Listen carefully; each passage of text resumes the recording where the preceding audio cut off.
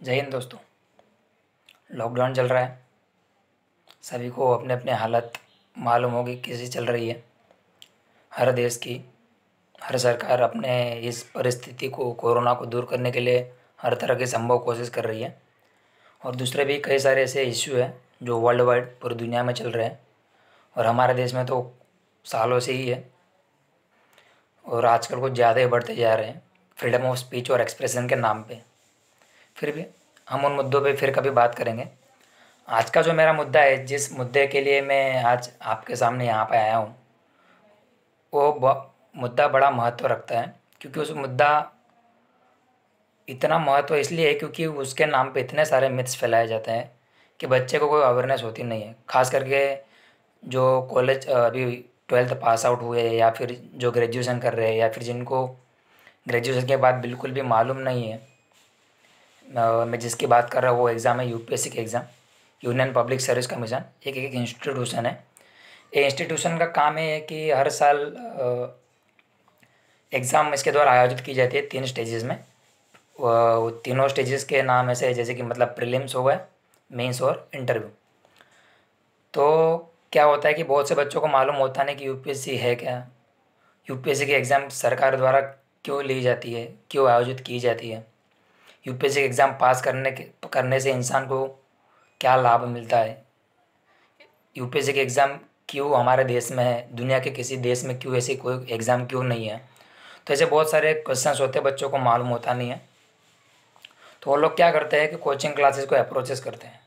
और आजकल तो कोचिंग क्लासेस चाहे वो यूपीएससी के फील्ड का हो, स्टेट पीसीएस का रहता हो, स्टेट पब्लिक सर्विस कमीशन की तैयारी करवाते हो, हर राज्य की अपनी अपनी राज्य सेवा आयोग की परीक्षाएं ली जाती है राज्य सरकार द्वारा अपने समय और ज़रूरियात के हिसाब से। और हमने ऐसे भी बहुत सारे एग्जाम्पल देखे हैं और हमेशा सुनते भी रहते हैं एजुकेशन माफियाओं के बारे में। लेकिन मेरा मुद्दा एजुकेशन माफिया नहीं है।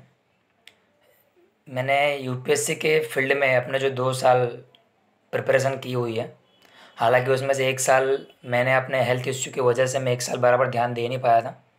तो दूसरे साल से मैंने अच्छे से ढंग से प्रिपरेशन की थी। दूसरे साल यानी कि वही 2019 और 2020 का जो ईयर होता है फाइनेंशियल ईयर, और जो उसके एग्ज़ाम होने वाले थे यूपीएससी के प्रीलिम्स की, जो 31 मई को थी। हालांकि लॉकडाउन की वजह से पोस्टपोन हो चुकी है और एग्ज़ाम है 10 अक्टूबर को। और इस एग्ज़ाम की डेट को लेके बहुत से बच्चे इतने कंफ्यूज थे कि उनको प्रिपरेशन किस तरह करनी है। क्योंकि जाहिर सी बात है, बच्चों ने 31 मई को टारगेट करके अपने प्रीलिम्स की प्रिपरेशन 2 महीने पहले चालू की होती, 3 महीने या फिर 4 महीने पहले, अपने अपने हिसाब से और कैपेसिटी के हिसाब से। तो बहुत से बच्चों ने प्रिपरेशन कर ली। 20 में लास्ट डे दिए गई थी सरकार के द्वारा कि 20 मई को निर्णय ले लिया जाएगा कि यूपीएससी की प्रीलिम्स एग्ज़ाम कब होगी। तो बच्चों को जाहिर सी बात है मालूम नहीं था, उनको लगा होगा 10-15 दिन या फिर महीना, एक आध महीना लेट होगी एग्ज़ाम। लेकिन बाद में पता चला कि एग्ज़ाम पूरी 4 महीना लेट हो गई। तो इसकी वजह से क्या है कि बहुत से बच्चों का शेड्यूल जो पिछले 2 साल से 3 साल से प्रिपरेशन कर रहे हैं या फिर 1 साल से भी प्रिपरेशन क्यों ना कर रहे हो, जिन्होंने प्रीलिम्स के हिसाब से प्रिपरेशन की हुई थी, उनको अभी ऐसा हो चुका है कि फिर से पढ़ना पड़ेगा। क्योंकि जाहिर सी बात है, आज जुलाई महीना है, जुलाई का महीना चल रहा है, 2-2.5 महीने के बाद, 3 महीने के बाद एग्ज़ाम है। तो अब फिर से प्रीलिम्स की प्रिपरेशन चालू करनी पड़ेगी। बच्चों ने बीच में मेंस की प्रिपरेशन चालू कर दी थी, लेकिन उसकी वजह से क्या है कि इसका इम्पेक्ट आने वाले साल जो बच्चे एग्ज़ाम देने वाले उसके ऊपर भी होने वाला है।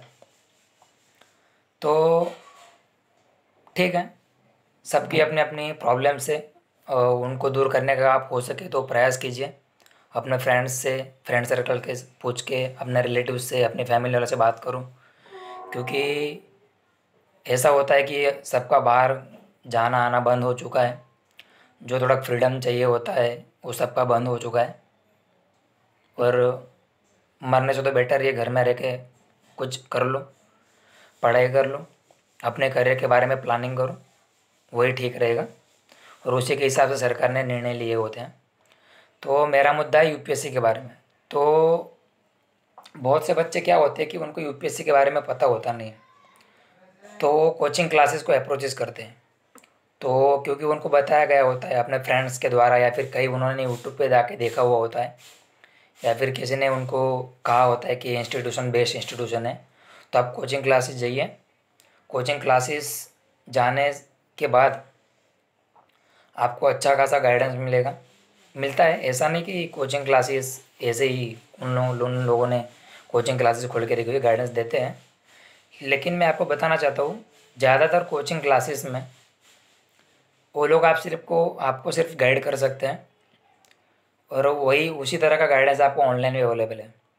तो ये वीडियो खास करके जो लोग बैकवर्ड क्लासेस या फिर जो जिनकी फाइनेंशियल कंडीशन ख़राब है, या फिर जो मिडिल क्लास से बिलोंग करते हैं, चाहे आप अपर मिडिल से या फिर रिच फैमिली से ही क्यों बिलोंग ना करते हो, लेकिन मेरे 2 साल के अनुभव से मैं आपको ये बताना चाहता हूँ कि ऐसा कोई ज़रूरी नहीं कि आपको कोचिंग क्लासेस जाना ही चाहिए। वो सिर्फ बताने का होता है। लोगों को मालूम होता नहीं, अवेयरनेस होती नहीं, इसलिए वो लोग कोचिंग क्लासेस को अप्रोच करते हैं। मेरे बहुत सारे फ्रेंड सर्कल के अनुभवों के बाद, उनके फीडबैक लेने के बाद, और मेरे खुद के जो 2 साल के अनुभव हो गए, तो उससे मैं बता रहा हूँ कि कोचिंग क्लासेस की सही मायनों में कितनी आवश्यकताएं होती हैं। ठीक है, तो आप ध्यान से सुनिएगा कि मैं आगे क्या बताने जा रहा हूँ। हाँ, तो मेरे 2 साल के अनुभव से मैं आपको बताना चाहता हूँ कि ऐसी कोई आवश्यकता नहीं है कि आपको कोचिंग क्लासेस जाना ही चाहिए। कोई ज़रूरी नहीं है। जो भी कोचिंग क्लासेस में पढ़ाया जाता है वो सारी चीज़ें आपको ऑनलाइन अवेलेबल है। और गुजराती मीडियम वाले बच्चों को तो खास, गुजरात में ऐसे भी उसका माहौल नहीं है, फिर भी गुजरात सरकार ने अपने कुछ प्रयास किए हुए हैं उस एग्ज़ाम की प्रिपरेशन करने के लिए। जैसे कि अहमदाबाद में स्पीपा नामक एक इंस्टीट्यूशन है जहाँ पे यूपीएससी की प्रिपरेशन करवाई जाती है।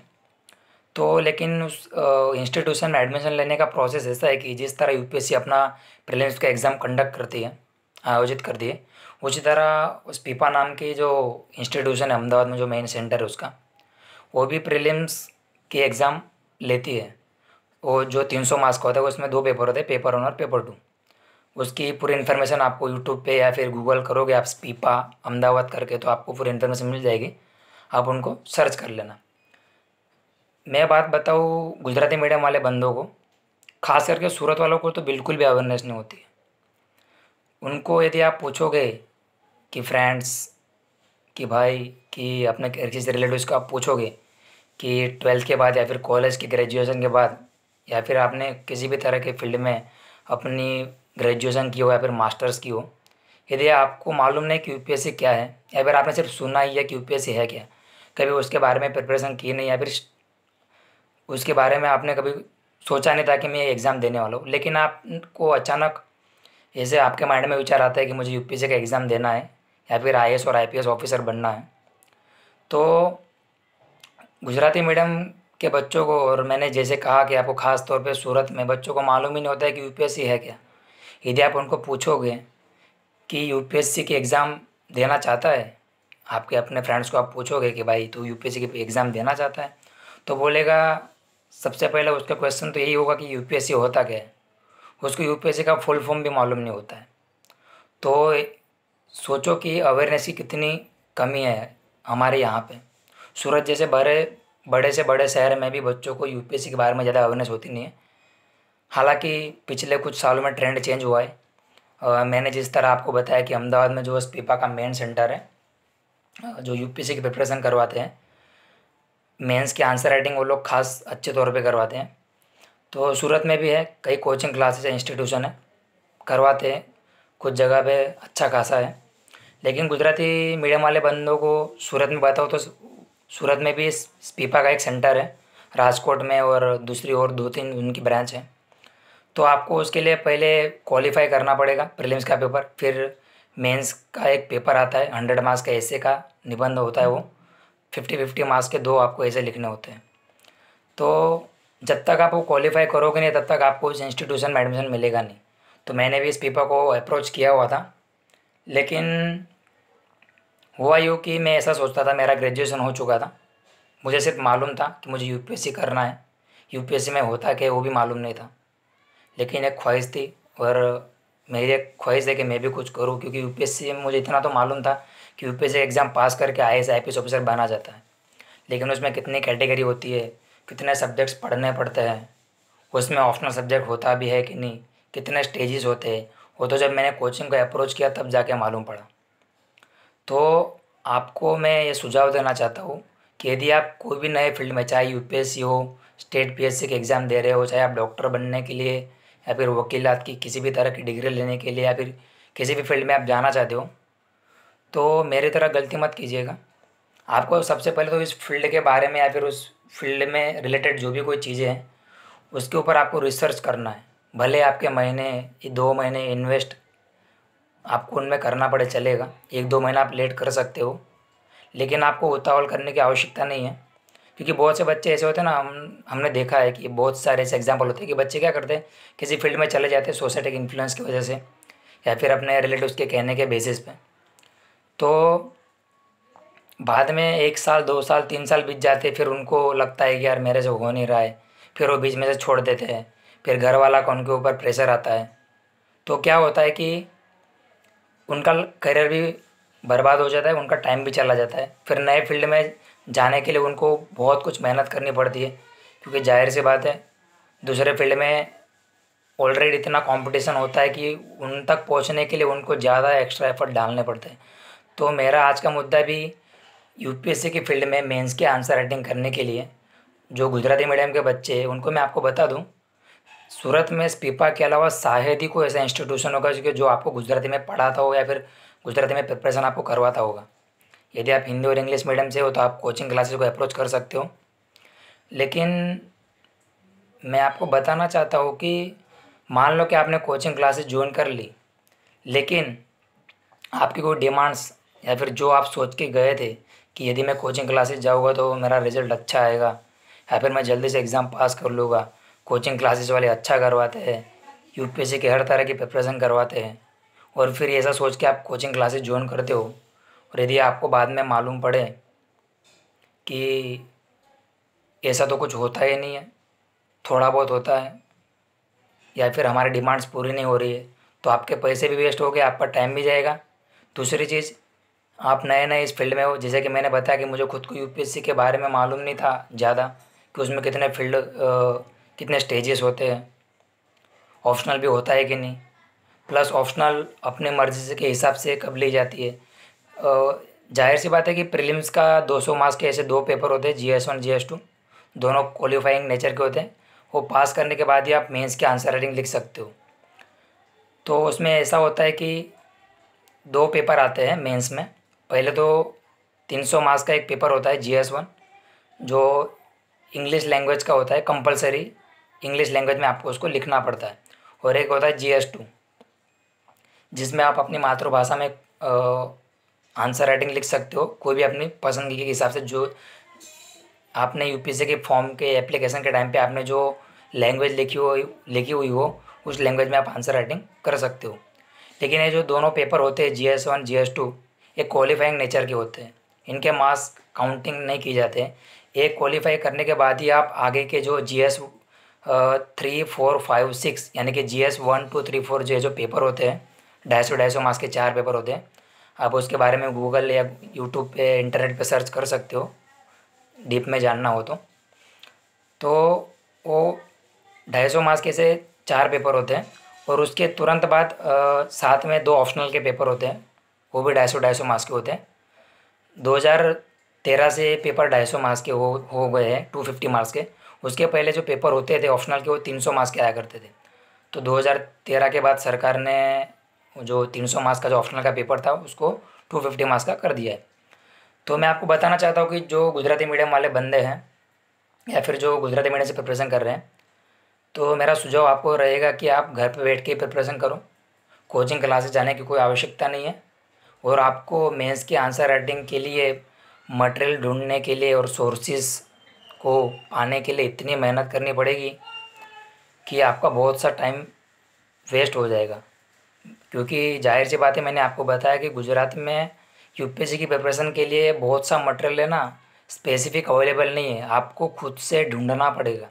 मैंने अपने 2 सालों के अनुभव से मैं आपको बताऊं तो मैंने 1 साल तक तो मेरा हेल्थ इश्यू की वजह से मैं पढ़ नहीं पाया था। दूसरे साल से मैंने अपना ऑप्शनल सिलेक्ट किया।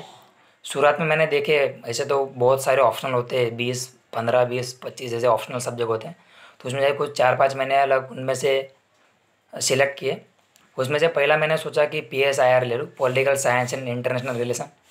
लेकिन वही दिक्कत वही यहाँ पे खड़ी होती है कि आपको आंसर राइटिंग करने के लिए आपको गुजराती में लिखना होगा, तो आप इंग्लिश और हिंदी मीडियम की बुक्स से उसको ट्रांसलेट करने में आपका बहुत सा टाइम वेस्ट होगा। लेकिन ऑप्शन नहीं है आपके पास, तो आपको किसी ना किसी हालत से, किसी ना किसी तरीके से आपको ट्रांसलेट करना ही पड़ेगा। तो सिंपल सी बात है, आपके पास सोर्सेज नहीं है, आपको ट्रांसलेशन करना है, आपको एक्स्ट्रा टाइम देना पड़ेगा। तो यदि आप दूसरे मीडियम के बच्चों से कंपेयर करते हो, तो यदि कोई बंदा 2 साल में प्रिपरेशन कर रहा है और यदि आप रीजनल मीडियम से हो, आपको सोर्सेज मिल नहीं पा रहे जल्दी, आपको इतनी दिक्कतें हो रही है, आपको समझ में नहीं आ रहा है, जाहिर सी बात है आपको इंग्लिश का एक पेपर भी देना है, तो इंग्लिश भी आपको थोड़ी बहुत अच्छी खासी आनी चाहिए। ऐसा नहीं कि आपको हाई लेवल की इंग्लिश आनी ज़रूरी है, लेकिन एक पेपर पास करने के लिए थोड़ा बहुत इंग्लिश आपको आना ज़रूरी है। हिंदी भी आप पढ़ सकते हो, हिंदी बेटर रहता है इंग्लिश के कंपैरिजन में मेंस के आंसर राइटिंग के लिए।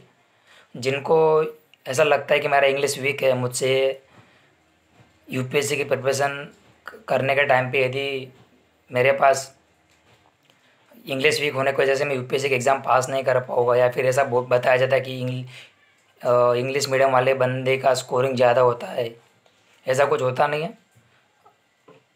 समय के हिसाब से बहुत सारा ट्रेंड चेंज होता भी आया हुआ है। जैसे कि मैं आपको बताऊं कि गुजरात में भी बहुत सा ट्रेंड चेंज हुआ है। पिछले साल सफ़ीन हसन सर जो IPS बने हुए हैं, उन्होंने भी अपनी mains answer writing Gujarati medium से ही की हुई थी, गुजराती में उन्होंने अपने आंसर राइटिंग लिखी हुई थी। लेकिन उन्होंने बहुत सालों से मेहनत की हुई थी, उनका पहले से एक गोल था। लेकिन जो बच्चे फ्रेश है, न्यू है, जो जॉब करने के साथ पढ़ाई कर रहे हैं, गुजराती मीडियम से पढ़े हुए, जाहिर सी बात है मेरा अपना खुद का ग्रेजुएशन मैंने सूरत के KP कॉलेज से किया हुआ है, गुजराती मीडियम से, कॉमर्स एंड अकाउंटेंसी। ठीक है, तो आप लोगों को ये डिसाइड करना है कि आपको कोचिंग क्लासेस सही में कितनी आवश्यकता है कि नहीं। बहुत से कोचिंग क्लासेस वाले आपको ऐसा बताएंगे कि हमारा इंस्टीट्यूशन बेस्ट इंस्टीट्यूशन है, हमारे यहाँ हर तरह की चीज़ें करवाई जाती है, हमारे यहाँ से टॉपर पास हुए हुए हैं। लेकिन ऐसा उनके बोले हुए पे आपको यकीन कर लेना नहीं है, क्योंकि हो सकता है कि जिन भी लोगों ने पास किया उन्होंने 4-5 सालों से प्रिपरेशन की हो, उन्होंने कॉलेज टाइम से प्रिपरेशन की हो, या फिर उनका जो भी बैकग्राउंड होगा उस बैकग्राउंड से उनको अच्छा खासा सपोर्ट मिला हो। क्योंकि मैं जिन लोगों के लिए वीडियो बना रहा हूँ उनमें ज़्यादातर मिडिल क्लासेस वाले बच्चे या फिर किसी भी फैमिली से वो बिलोंग करता हूँ। हमारे यहाँ इश्यूज इतने ज़्यादा होते हैं ना कि डिस्ट्रैक्शन बहुत ज़्यादा होते हैं, बच्चे पढ़ाई भी नहीं कर पाते। आपको प्रिपरेशन के दौरान कंसिस्टेंसी रखनी, यानी कि आपको नॉन स्टॉप पढ़ाई करती रहनी है, 2-3 साल, कम से कम 2-3 साल।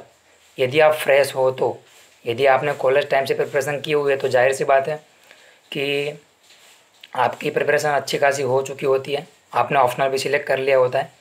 लेकिन जिनको कुछ मालूम ही नहीं है, बस ग्रेजुएशन पास कर लिया और ऐसे ही सोचा था ग्रेजुएशन होने के बाद देख लेंगे, UPSC का एग्ज़ाम ही तो है, देना है एग्ज़ाम, मुझे भी ऐसे ही लगा था। लेकिन बाद में मेरा भ्रम भंग हुआ कि सही में UPSC की एग्ज़ाम होती क्या है, वो बाद में पता चला। तो कोई बात नहीं, अपने आप की पास्ट की लाइफ पे आपको रिग्रेट करने की, पछतावा करने की कोई आवश्यकता नहीं है। जो हो चुका है उसको भूल जाओ। ऐसे भी लॉकडाउन में कितने लोग मर चुके हैं, अच्छा है कि हम लोग अभी भी बचे हुए हैं, तो हमारे पास टाइम है। तो जो बच्चे UPSC की प्रिपरेशन के लिए प्लानिंग कर रहे हैं, जो सोच रहे हैं कि मुझे कोचिंग क्लासेस जाना चाहिए, तो मैं आपको बता देता हूँ कि कोचिंग क्लासेस जाने की कोई आवश्यकता नहीं है। ऑनलाइन बहुत सारे चैनल है, सोर्सेज अवेलेबल है। खास करके UPSC की प्रिपरेशन में मेंस की आंसर राइटिंग बहुत इंपॉर्टेंस रखती है। मैंने 1 साल तक तो कुछ भी ध्यान नहीं दिया था, लेकिन उसमें मैं आपको बता दूं कि मेरा हेल्थ इश्यू चल रहा था, तो मैं उस पर कुछ खास ध्यान दिया नहीं, बस कोचिंग क्लासेस अटेंड करता था, आके थोड़ा बहुत पढ़ लेता था, हुआ तो ठीक, नहीं तो कोई नहीं, सीरियस नहीं था। क्योंकि एग्ज़ाम देने नहीं थी। हाँ, तो आपको कंसिस्टेंसी भी रखनी है।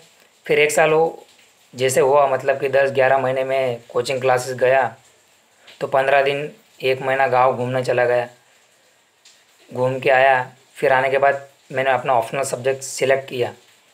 पहले 15 दिन महीने तो मैं इसी में कन्फ्यूजन हुआ कि ऑप्शनल लूँ कौन सा, क्योंकि बहुत सारे ऑप्शनल सब्जेक्ट होते हैं। और मैं पढ़ा हूँ गुजराती मीडियम से कॉलेज तक, वो भी ऐसा तो है नहीं कि 12वीं तक, कॉलेज तक मेरा कॉमर्स और अकाउंटेंसी, मैंने ग्रेजुएशन गुजराती मीडियम से किया हुआ है। तो हर तरह की चीज़ जो मैंने ख़रीदा था क्लासेस से, तो दो ऑप्शन थे मेरे पास, हिंदी और इंग्लिश में। तो हिंदी तो आती है, मैं चाहता था कि मुझे थोड़ा अच्छे लेवल का इंग्लिश आए या फिर थोड़ा अच्छा खासा स्टैंडर्ड वाला इंग्लिश में पढ़ पाऊँ, इसलिए मैंने सारा मटेरियल इंग्लिश में लिया था और मुझे इंग्लिश में थोड़ा बहुत इंटरेस्ट भी है। लेकिन मैं आपको ऐसा बता देता हूँ, ऐसा कोई ज़रूरी नहीं है कि आपको इंग्लिश आनी ही चाहिए, अच्छा खासा इंग्लिश आएगी तभी आप यूपीएससी पास कर पाओगे, ऐसा कुछ होता नहीं है। ये सब बताने की बातें होती है।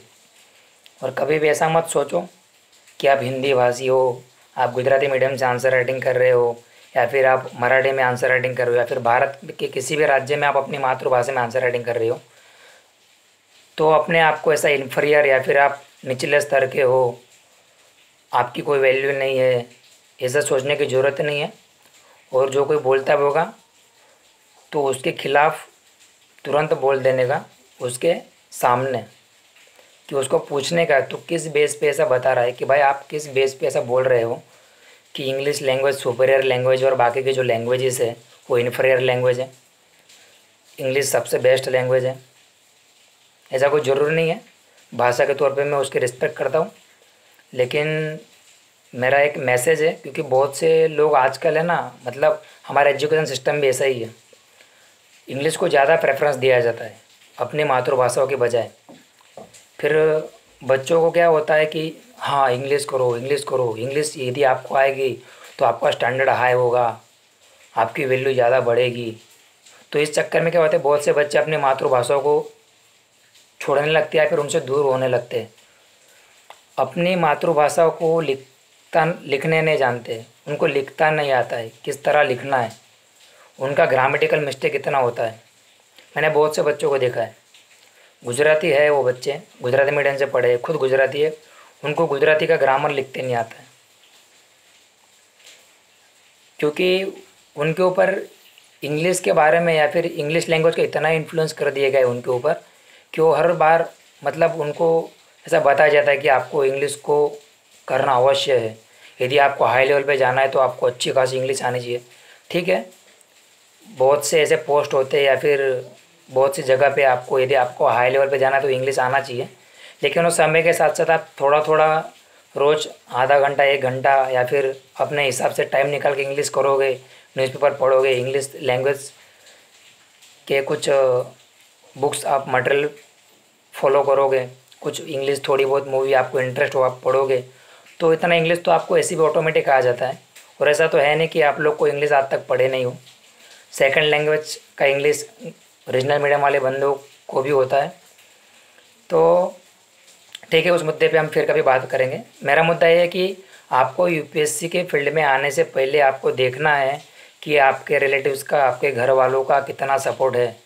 दूसरी चीज़, यूपीएससी की एग्ज़ाम देने के लिए कौन कौन सी रिक्वायरमेंट्स होती है, क्या चीज़ें ज़रूरी है यूपीएससी की प्रिपरेशन करने के लिए, उसके बारे में आपको पहले पूरा की पूरा रिसर्च करना है, एनालिसिस करना है।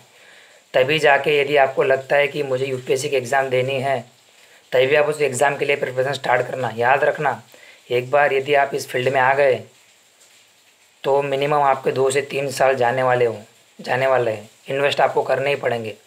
और यदि आप 2-3 साल के बाद, ठीक है, आप पार्ट टाइम जॉब करके या फिर जॉब करने के साथ भी, बहुत से बच्चे ऐसे होते हैं जो जॉब करने के बाद एग्ज़ाम की प्रिपरेशन चालू रखते हैं, फिर एग्ज़ाम क्रैक करते हैं, क्वालिफाई हो जाते हैं वो लोग। तो आप अपनी फैमिली की जो फाइनेंशियल कंडीशन है, सपोर्ट किस तरह का है, आप किस बैकग्राउंड से बिलोंग करते हो, सारी कंडीशन देखने के बाद आप इस फील्ड में आइए। चाहे आप यूपीएससी की एग्ज़ाम दो या फिर स्टेट पीएससी की एग्ज़ाम दो, राज्य सेवा आयोग की परीक्षा है। तो मेरा मुद्दा ख़ास तौर पे सूरत के लोगों के लिए है, क्योंकि मैं सूरत में रहता हूँ। तो मेरे खुद के अनुभव हैं। आपको यदि गुजराती में मेंस आंसर राइटिंग करनी, तो याद रखना आपको इंग्लिश मीडियम के या फिर हिंदी मीडियम के जो न्यूज़पेपर्स है उसके साथ साथ आपको गुजराती मीडियम के न्यूज़पेपर पढ़ना कंपलसरी तो नहीं है, लेकिन मैं रिकमेंड करूँगा कि आपको गुजराती न्यूज़पेपर पढ़ने चाहिए। क्योंकि गुजराती न्यूज़पेपर आप पढ़ोगे तो आपको समझ में आएगा कि किस तरह का आपको शब्द लिखना है। मतलब कि टर्मिनोलॉजीज़ की बात कर रहा हूँ मैं, टर्मिनोलॉजीज मतलब दूसरा कुछ होता नहीं, शब्द भंडोल की बात कर रहा हूँ मैं, कि आंसर राइटिंग किस तरह लिखी जाती है। जैसे कि मैं आपको बताऊँ कि जैसे कि कॉन्स्पिरेसी हो गया, ओरिएंटेशन हो गया, या फिर बहुत से ऐसे हैवी वर्ड्स होते जैसे कि डेथ टोल हो गया। तो जब मैंने द हिंदू न्यूज़पेपर में पढ़ रहा था, क्योंकि रिकमेंड किया जाता है कि आपको द हिंदू न्यूज़पेपर या फिर इंडियन एक्सप्रेस न्यूज़पेपर आप पढ़ सकते हो। तो शुरुआत में क्या है, गुजराती मीडियम तक हम पढ़े हैं, लेकिन मुझे थोड़ा बहुत इंटरेस्ट था इंग्लिश में और मज़ा भी आता था, तो मैं पढ़ता था। तो मैं जब द हिंदू न्यूज़पेपर पढ़ता था तो एक एक डेढ़ डेढ़ घंटा निकल जाता था आर्टिकल्स पढ़ने में। एडिटोरियल्स के जो पेजेस आते हैं वो पढ़ने की हिदायत दी जाती है, ऐसा रिकमेंड किया जाता है कि एडिटोरियल्स पढ़िए, क्योंकि एडिटोरियल्स से आपको मेंस के आंसर राइटिंग लिखने में आपको मदद भी मिलती है। और जाहिर सी बात है, एडिटोरियल्स में करंट इश्यूज़ होते हैं, गवर्नमेंट की फॉरेन पॉलिसीज़ के ऊपर, सोसाइटी के जो कुछ इश्यूज़ होते हैं उसके ऊपर। ओके, तो बहुत सारे ऐसे मुद्दे होते हैं।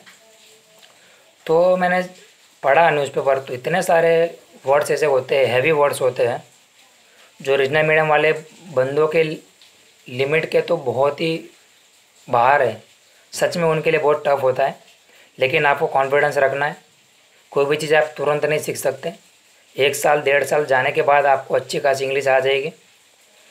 तो आपको इंग्लिश की चिंता करने की कोई आवश्यकता नहीं है, आप अपनी प्रिपरेशन चालू रखो, साथ साथ रीजनल मीडियम की न्यूज़पेपर प्रिपरेशन करो।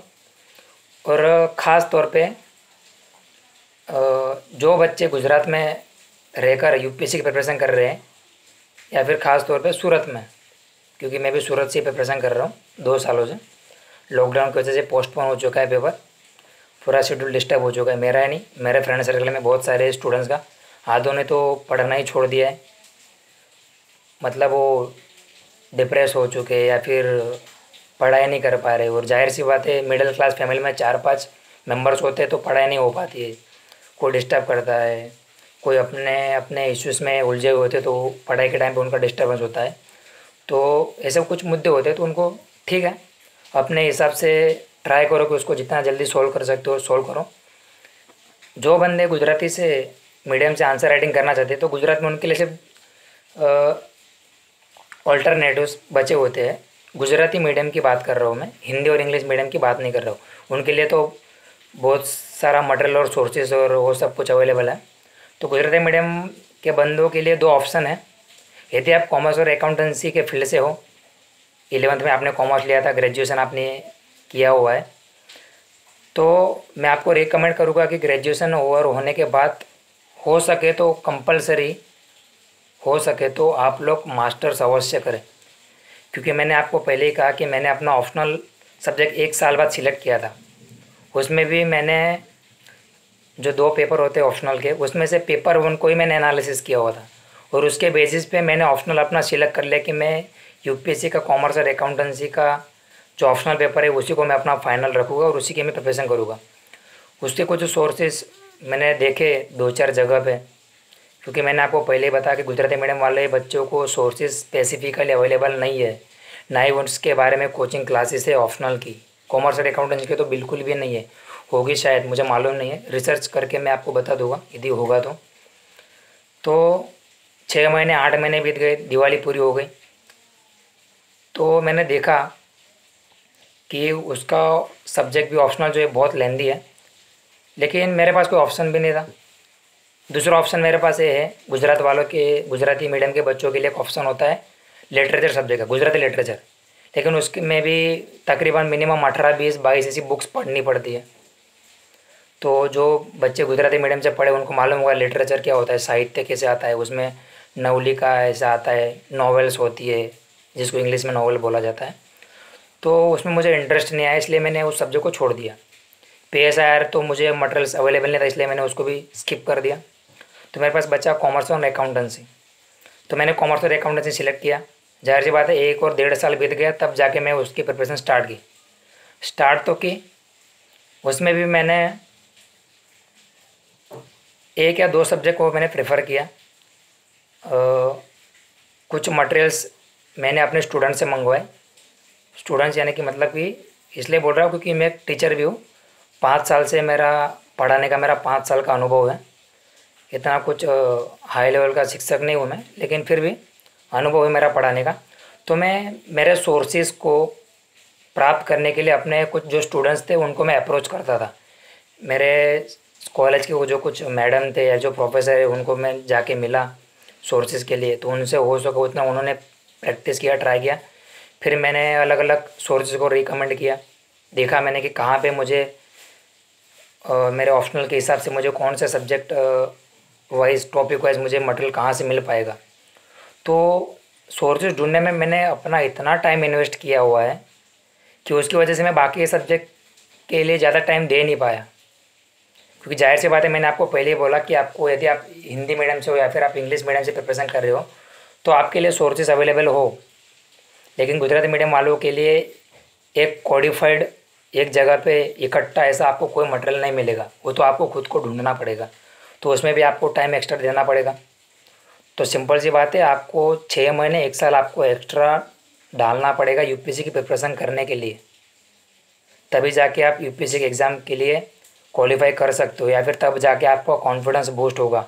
क्योंकि कॉमर्स और अकाउंटेंसी का जो ऑप्शनल सब्जेक्ट वो भी बहुत लेंदी है, ऐसा नहीं कि आप तुरंत कर लोगे और हो जाएगा। फिर उसकी मेंस की आंसर राइटिंग भी होती है, उसके लिए कोई कोचिंग क्लासेस है नहीं चेक करने के लिए, तो वो भी आपको करना पड़ेगा। तो ठीक है, आप अपने हिसाब से देखिए। तो मैं आपको बोलता हूँ कि आप रेगुलर जो करोगे मास्टर्स, तो मास्टर्स तक के लेवल का मैंने सारे बुक्स देखे, तकरीबन मैंने 20-25 बुक्स को मैंने रेफ़र किया, रिसर्च किया, तब जाके मुझे जो पेपर 2 का जो मेरा ऑप्शनल पेपर था कॉमर्स अकाउंटेंसी का ऑप्शनल का, तो कुछ जो मटेरियल जो मुझे मिल नहीं रहा था, जो सोर्सेज मुझे मिल नहीं रहे थे, तो मुझे मास्टर्स लेवल के कुछ बुक्स से मिल गए। तो तब जाके मैंने डिसाइड आज किया, देखो मेरा ग्रेजुएशन हो चुका था 2 साल पहले, आज 2 साल बाद मैं सोच रहा हूँ कि मैं ग्रेजुएशन के बाद मैं अपना मास्टर्स रेगुलर करूँ। एक्सटर्नल सोचा था, लेकिन एक्सटर्नल में बहुत दिक्कतें होती है, अप्रैल और मई के महीने में एग्ज़ाम आती है और पूरे साल भर का सिलेबस पढ़ना पड़ता है, तो आपके लिए वो लोड हो जाएगा। क्योंकि जाहिर सी बात है, क्योंकि मई के एंड में या फिर जून के फर्स्ट या सेकंड डेट को आपके तो यूपीएससी की प्री की एग्ज़ाम होती है। तो यदि आप यूपीएससी की प्रिपरेशन करने के साथ मास्टर्स कर रहे हो तो आप कौन सा पढ़ोगे, तो आपके लिए वो डिस्टर्बेंस क्रिएट करेगा। तो आप दोनों में से किसी भी एक चीज़ के ऊपर फोकस करोगे तो एक चीज़ आपकी छूट जाएगी। तो रेगुलर करने से फ़ायदा ये होगा कि आप सेमेस्टर वाइज पढ़ोगे, तो 6 महीने का पढ़ के आपको अगले सेमेस्टर में वो पढ़ने की कोई आवश्यकता नहीं होगी। ठीक है, तो एक चीज़ ध्यान में रखिए। तो अच्छे से एनालिसिस कीजिए प्रिपरेशन के स्टार्ट करने से पहले, कोचिंग क्लासेस जाने के पहले। अच्छे खासा होता है, ऐसा नहीं कि कोचिंग क्लासेस कुछ करवाते नहीं, करवाते हैं, लेकिन ज़्यादातर कोचिंग क्लासेस के बारे में यदि आप पूरे ऑल ओवर इंडिया में देखोगे तो सच्ची आपको पता चलेगी बाद में। तो मैं अपने पर्सनल एक्सपीरियंस से मैं आपको बोलता हूँ कि जीएस की जो कोचिंग क्लासेस होती है ना, उसके लिए नॉर्मली आपको कोई आवश्यकता ही नहीं कि आपको कोचिंग क्लासेस जानी है। आप सब कुछ घर पे बैठ के ऑनलाइन कर सकते हो। मैंने गलती की थी, मुझे मालूम नहीं था, क्योंकि मैं गुजराती मीडियम से था। कोचिंग क्लासेस तो गुजरात में सिपा के अलावा कोई है नहीं, तो बहुत सी दिक्कतें होती है। तो मैं नहीं चाहता कि मेरी कुछ गलती हो वजह से या फिर मेरे से जाने अनजाने में जो कुछ खामियां मेरे में रह गई है, या फिर जो मुझे लगा कि मेरे अनुभव से मुझे आपको कुछ बताना चाहिए, शेयर करना चाहिए। क्योंकि जाहिर सी बात है, मेरे कुछ स्टूडेंट्स मुझे देख रहे होंगे, मेरे कुछ रिलेटिव्स मुझे सुन रहे हैं, या फिर मेरे फ्रेंड सर्कल में। तो मैं आपको बताना चाहता हूँ, बिना रिसर्च किए आप यूपीएससी की फील्ड में बिल्कुल मत आओ। इतना कुछ आपको पढ़ना पड़ेगा कि आपको माइंड पे बहुत सारा स्ट्रेस आएगा। जाहिर सी बात है, हमको अपनी पढ़ाई की मेथड भी, जो स्ट्रेटेजी हमको उसको भी चेंज करना पड़ेगा। शुरुआत के 1 साल में मैंने आपको बताया था कि मैं बराबर पढ़ाई कर नहीं पाया था हेल्थ इश्यू वजह से। तो यूपीएससी प्रिपरेशन की पढ़ाई है ना, स्कूल कॉलेज के एग्ज़ाम की तरह ये कोई एग्ज़ाम नहीं है। इसका सिलेबस आप पहले देखो, उसको समझो, यूपीएससी के रिक्वायरमेंट्स है क्या।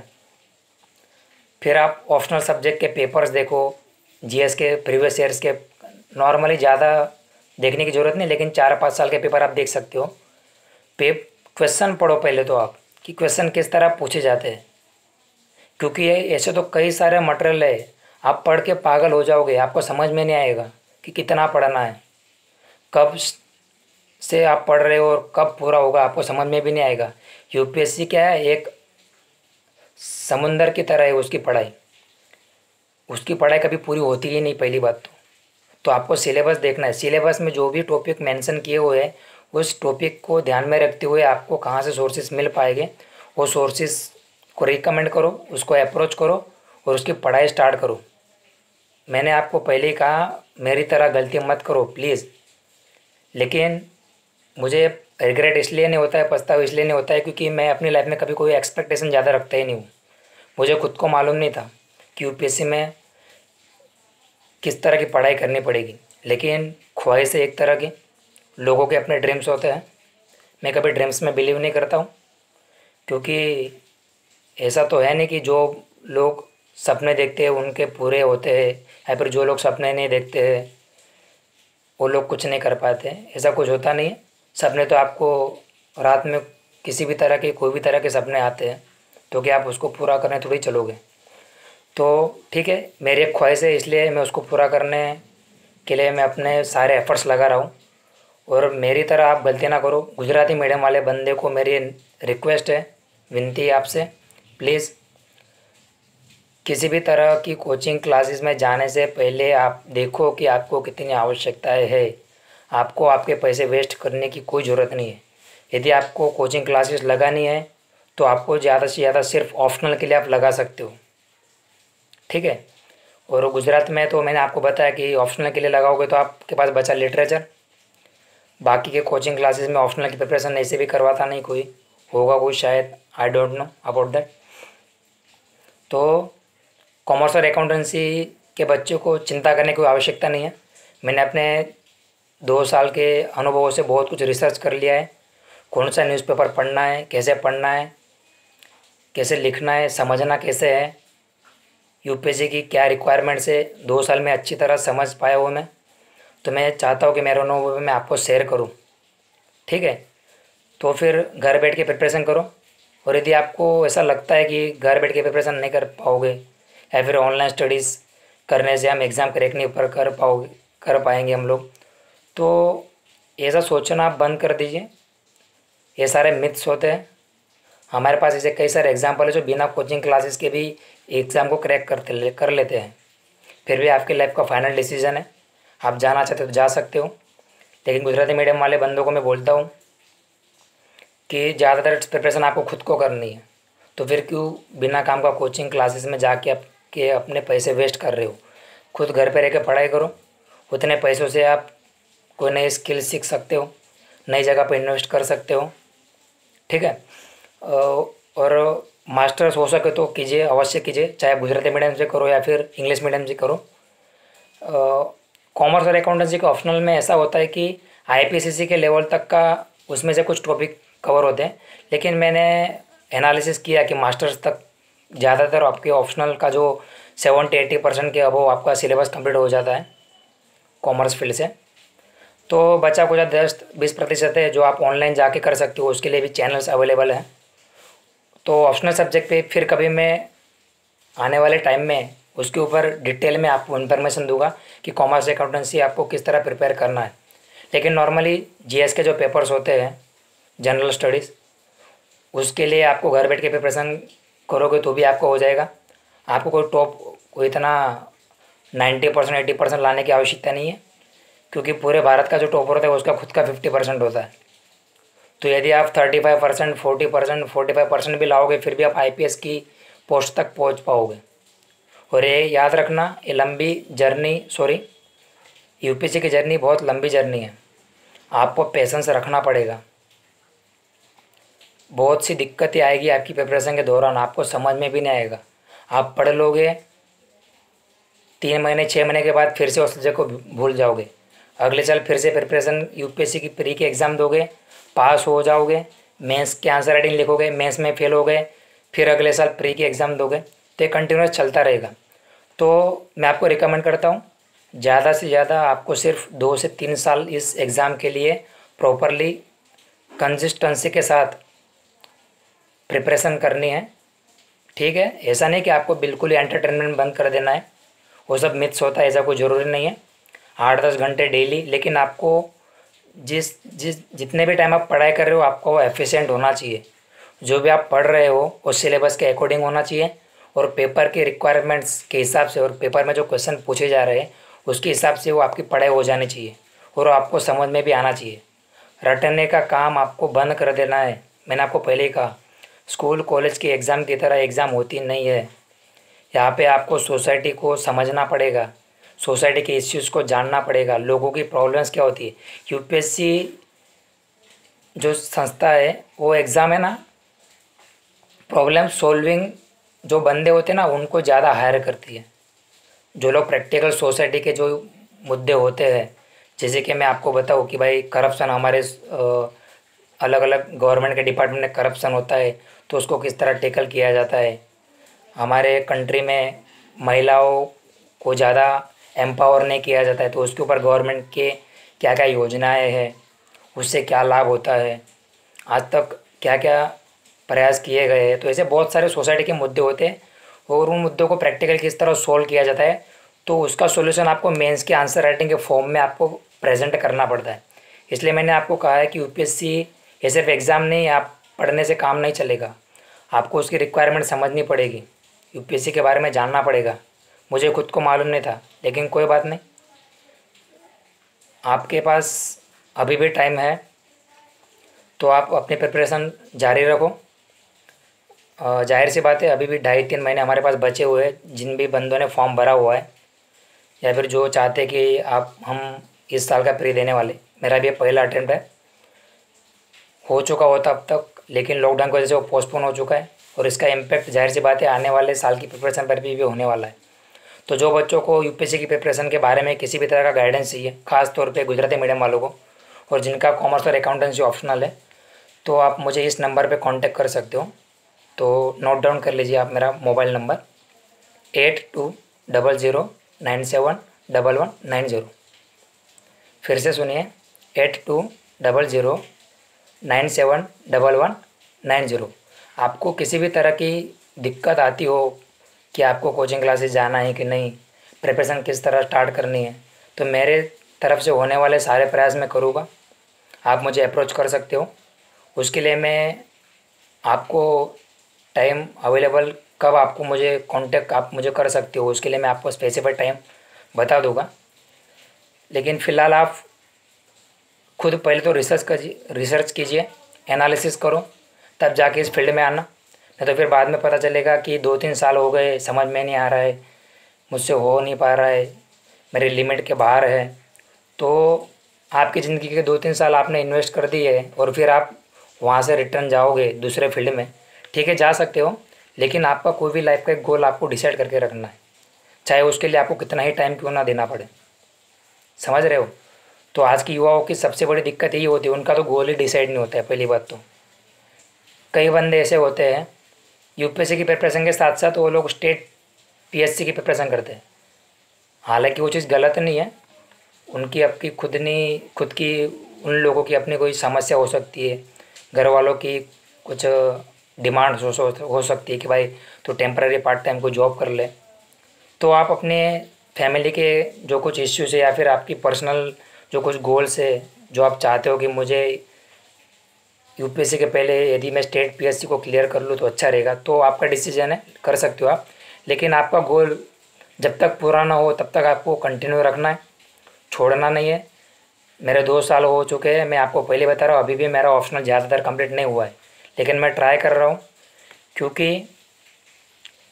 ये आज तक यदि आपने इतना टाइम इन्वेस्ट किया हुआ है तो थोड़े के लिए आप उस चीज़ को छोड़ नहीं सकते। छोड़ोगे तो फिर आप अपनी लाइफ के किसी भी फील्ड में आप सक्सेस नहीं हो पाओगे। तो ध्यान रखिए, अच्छे से प्रिपरेशन करिए। और जो मेरे फ्रेंड सर्कल में जो लोग पढ़ाई नहीं कर पा रहे हैं, मैं आपको रिकमेंड करूँगा, प्लीज़ ट्राई करो पढ़ाई करने का ज़्यादा से ज़्यादा। मेरा खुद का भी शेड्यूल डिस्टर्ब हो चुका है क्योंकि घर में भी कुछ इश्यूज होते हैं, कोई टीवी देखता है या फिर कोई आजू बाजू से आवाज़ आता है, क्योंकि लॉकडाउन है, सब घर में है, बाहर तो कोई जा नहीं रहा है। तो आपकी ये प्रॉब्लम्स दूर करने का ट्राई करो, कोऑपरेट करो अंदर ही अपने फैमिली में। यदि आपको पढ़ाई के रिगार्डिंग कुछ समझ में नहीं आ रहा है कैसे करना है, कि भाई टेस्ट सीरीज़ को किस तरह ज्वाइन करना है, टेस्ट सीरीज़ कब स्टार्ट करनी है, अभी जो प्रीलिम्स की जो एग्ज़ाम पोस्टपोन हो चुकी है तो प्रीलिम्स की प्रिपरेशन स्टार्ट कई लोगों ने तो चालू कर दिया होगा यूपीएससी का प्रिपरेशन, करंट अफेयर्स पढ़ने का।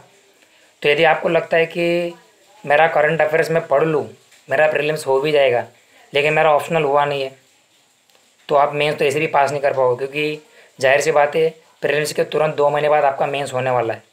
तो उसके लिए आपको जीएस के साथ ऑप्शनल का भी पढ़ना है, तो रिवीजन करने के लिए आपके पास टाइम कम पड़ेगा।